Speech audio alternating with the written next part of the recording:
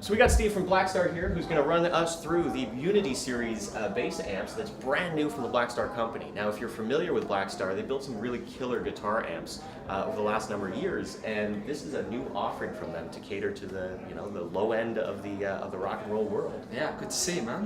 What a great store. My first time here. Yeah, so like you said, we've built a ton of guitar amps over the last 10 years. It was actually our 10th birthday in 2017. Congratulations. So we've achieved a lot in that time. The company was started by a lot of guys from Marshall. 6 guys left Marshall and started the company. So we've really rose very quickly, and we thought it was about time after that 10-year period to look at bass.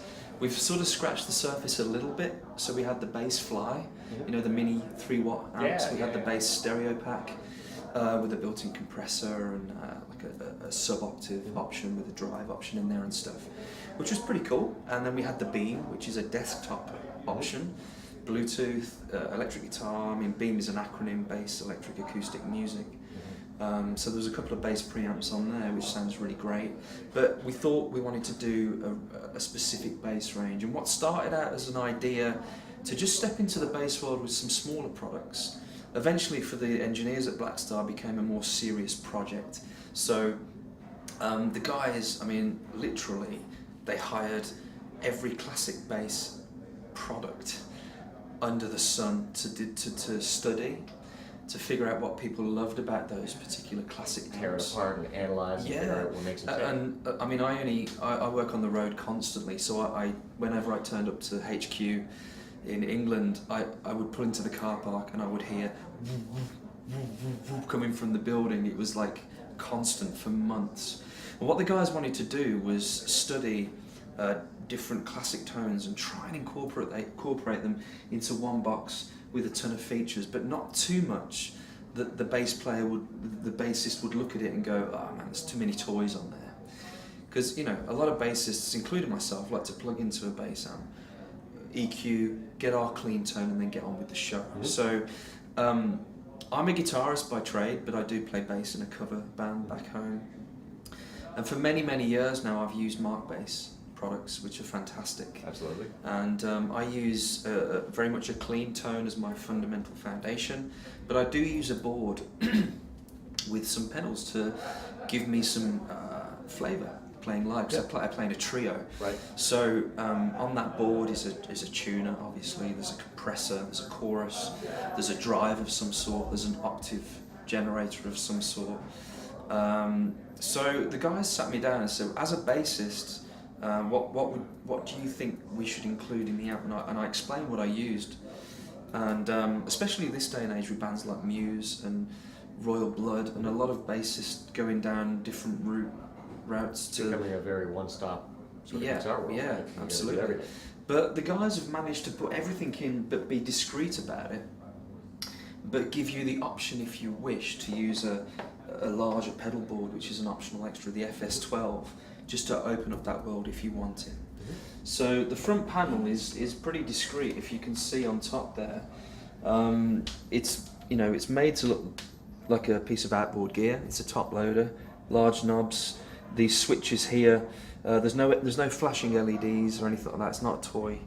But it does give you a lot of options if you want to go down that route. But importantly, what we have in the range is, I'll just sort of move out the way for a second, but there's a 30 watt, a 60 watt option, there's a 120 watt option in the small cluster. They have the same feature set, so they have 3 voices, 2 cleans, 1 drive, a full EQ, and a built-in chorus effect and a built-in compressor. So they have a pro feature set for a smaller range. The lower 2 of the range, the 30 and the 60 watt, both share the same speaker style. It's a Blackstar voiced speaker. From the 120 watt and above, it's all Eminence drivers that we co-designed with Eminence in Kentucky in the States. So from the 120 and above, that happens.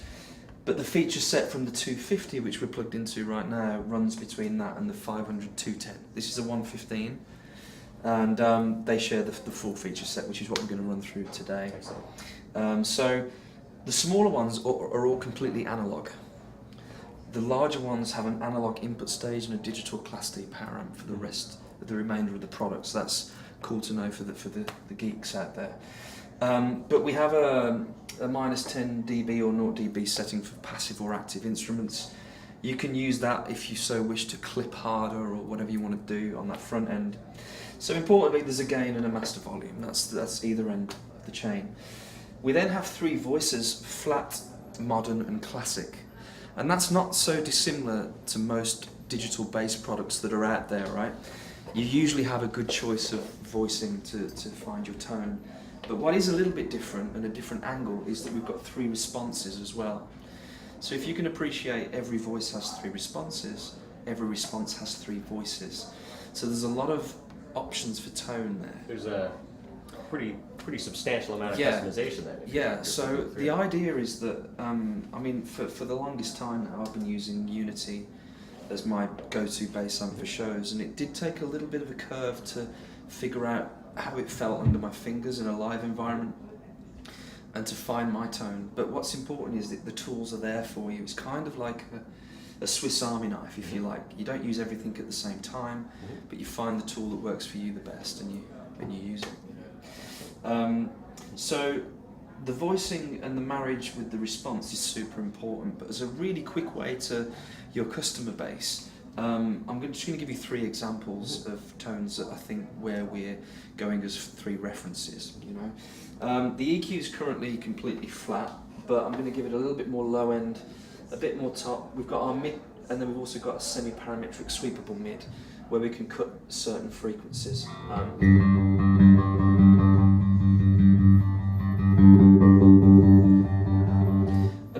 An obstacle I've come across so far when I've been demonstrating these products is that people have pulled me up on the fact that there's no numbers on the EQ to let you know what you're cutting. And the reason for that is that every response, the EQ tone stack changes. Okay. So it does tell you in the manual what you're actually cutting or what's available to you as a frequency cut. But for me, it's kind of by ear in a live environment. But that's generally where I'd go straight away. But flat works extremely well with linear, and that's the first 2 choices to give you sort of a Class D digital small bass head on top of a cab scenario. There's loads of headroom there. It's very poppy. There's going to be no breakup really. So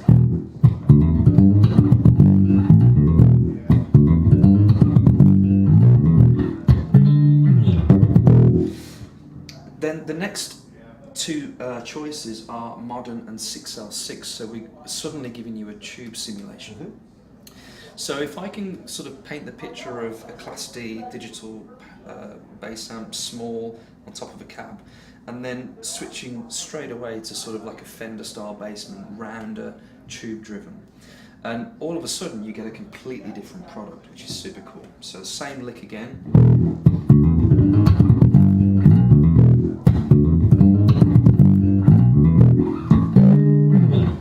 Over to modern and 6L6.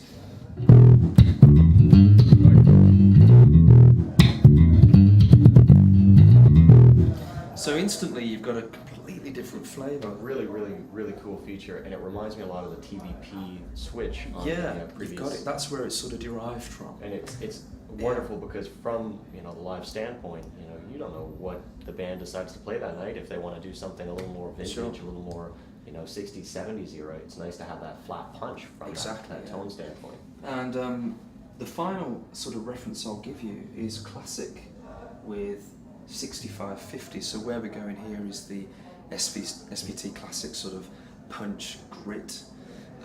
It's great with a pick, or if you're digging in harder. And again, just to give you a sort of lick between the sort of the bassman thing and the SVT thing, this is what you get, Over to classic 6550. So you're getting that click almost, Thank you, man. So.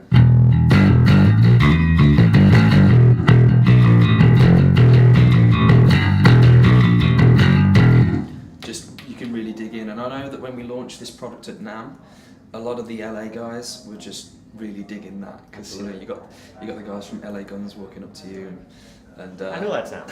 yeah, and the Skid Row guys, and that's kind of that classic SVT 8x10. You know, we had that as a reference tone. We're never going to get that to sound as punchy physically, but the reference tone is there, you know. And while we're on that example, if I just run through the 3 responses while we're on the classic voicing, you can kind of see that there's so much scope, you know.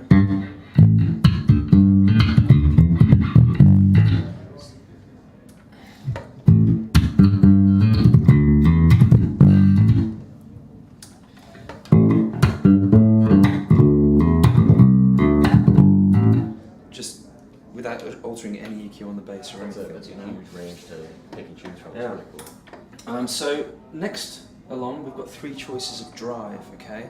So the drive references we've used, we've got overdrive, distortion, and fuzz. Sort of 3 areas of choice for most bass players, right? The overdrive is based around an AB with an Aguilar tone hammer. Excellent. Distortion is based around a dark glass B7K. Cool.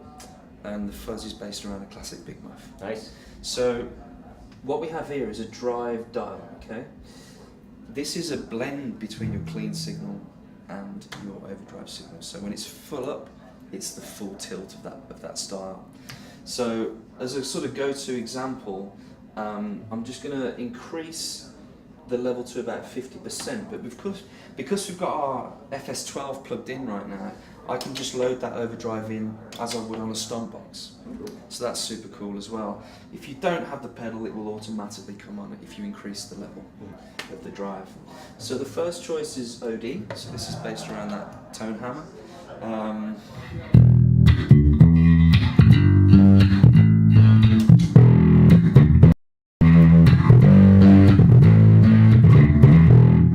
It's just meant to be a really high-end clipping preamp. Yeah. This will be distortion, again around that dark glass B7K vibe.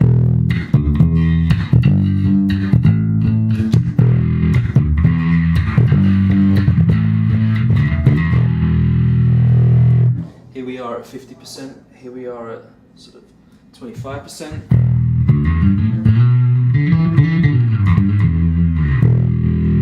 It's just in the background, right? It's a nice, nice transparency Yeah. that it gives you the control over, right? And this is 100%.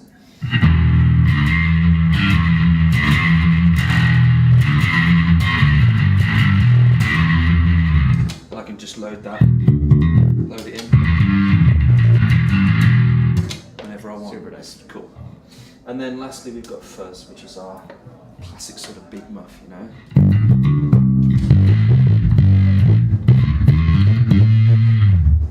That does definitely have that throwback to that Russian or fuzz. That Yeah. You get really, really nice. So then we have our EQ, which we've already looked at, of course, 3-band EQ with a semi-parametric sweep at the mid. Then we've got a choice of octave or chorus. These are effects that I use personally on my old board, just to enhance tone live. What the FS12 gives you is the opportunity of loading those in simultaneously. If you don't have the FS12, it's individually. Okay.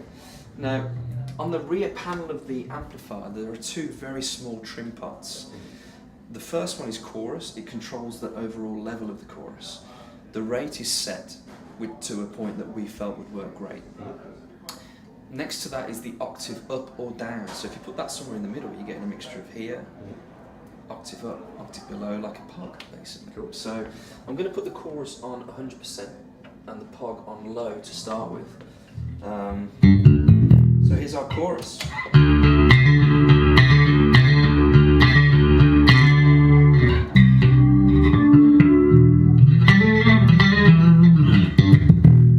As without, as with. Great to be able to just kick that in on the board. Here's our octave below. Tracks really well if I hold a single low note.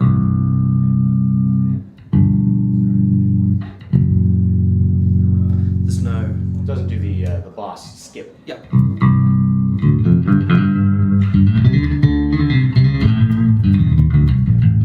Here's the high octave all the way over. So if you mix that with something like a fuzz, you're almost in that synth world. It's kind of cool, you know. Going back to sort of the lower fuzz, the lower octave, should I say? Let's get crazy with it. Let's have the chorus in there.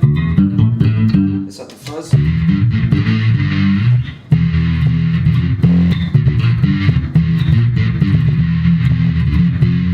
You know, if you're thinking about those bands like Audio Slave and Muse, absolutely, it's gonna really work for you. That's a huge array of sort of tonal options that you've got in a very, very small package. Yeah, I mean, absolutely. As a live guy, you know hauling around a big board with a ton of pedals on it can be a challenge at times, right? Absolutely. And then the last thing in the chain on the FS12 is a Chromatic Tuner. So the tuner doesn't exist on here, but if you buy an FS12, I mean, a floor tuner is not cheap these days. Yeah. And it's really, really accurate. You know, we can tune up. We're slightly flat on the guitar at the moment, but we get a visual display of what's happening, and then I can just keep back in the noise. Nice. They do come supplied with a two-way. Perfect. And that two-way is like a plastic casing. It's fairly robust though, and that immediately gives you overdrive in and out with foot switch A, and foot switch B gives you compression on or off. Okay. If you buy the FS12, you can actually link it with a patch cable here. Okay. To use the two-way with that. Perfect. So then you get compressor and effects loop on or off with the two-way. That's really so really, my board's gone from quite a large board down to turning up to shows and corporate weddings and all that sort of stuff, corporate gigs, with a bass, my 2x10, and that's in the front pouch of the gig bag. And it's really, really cool. Out of curiosity, as a live guy, if you wanted a little more power out of this amp, you know, is there something we can do to sort of enhance the overall output? I'm glad you asked that. So as part of the whole range, we've done an extension cab which is powered. So unlike a lot of deals that you find where the amplifier would say it was 250 watts, but actually it's only 250 when you add an extension cab, that's not what we've done here. This is a true 250 watts, but we have built, physically it's the same size as this baby. We've built a 250 watt extension cab, which you can use it powered or passive. So if you have a small bass head that you like to use and you're looking for a cab, it's going to work. If you've got a preamp pedal, it's going to work. If you're an upright guy that just wants to plug straight into it, it's going to work. It's super cool. It's rated at 250 watts. So if you link the two together, simply by a balanced XLR cable, you're going to get a 500 watt mini stack. Nice. And it really does add so much punch and bottom end. If you're running a 500 watt 210 and you're adding the extension cab underneath at a 15-inch driver, you're going to get a 750 watt stack that you can still fit on the back seat of your car for a show. That's incredible. And it's super cool, and you can daisy chain as many as you want. The most I've tried is actually 6 running off one of those. Perfect. And they're all just linked with a balanced XLR cable. So for a backline company, for a touring act, you can run it 250 watts, you can have 500 watt stack. If you're doing a large show, you can run thousands of watts on stage. That switchable on-off ability for the power is a really handy tool as well, because that caters to a lot of the guys who are jumping in and sizing their rig based on. Absolutely. I just want to show you the reverse of the amp as well, if that's cool. And just explain that to you. I'm just going to put this here. Just for your customers. So what we have is our mains, of course. We have our foot switch connection to either the 2-way or the 5-way. MP3 line in if you want to jam to some drum tracks just to get your groove running. And here's our output options. So we've got headphones, and we've got our XLR output, which is a choice between emulated or DI. Okay, emulated is everything that you're hearing, all the dirt, all the effects, straight to your desk or your door. DI is completely clean, so an engineer on stage can take a clean signal here and then mic for the dirt. Take 2 signals, mix those together. We've got an overall trim pot if we're too cold or we're too hot. so we can tailor that to the environment. There's a ground lift as well if you're struggling on stage with any hum. Effects loop if you're running any external effects. And here's our 2 trim pots that I talked about. Chorus level, octave up or down. And we're not expecting bass players to sort of be on stage and then trying to find it on a dark stage, trying to find it. You generally get used to it very quickly, and it's the kind of thing that you'd set and you'd be happy with and not really adjust, you know. And then we've got the all-important cabinet link, which links to the extension cab. So we're really proud of it. It's a lot different than what's out there at the moment, but once you understand it, it's killer. Absolutely. All right. Well, appreciate your time, Thanks, man. Steve. Thanks Appreciate for it, walking yeah. us through. We had a lot of fun. Hopefully you guys have learned something online, and come and check them out at the Arts. Yeah.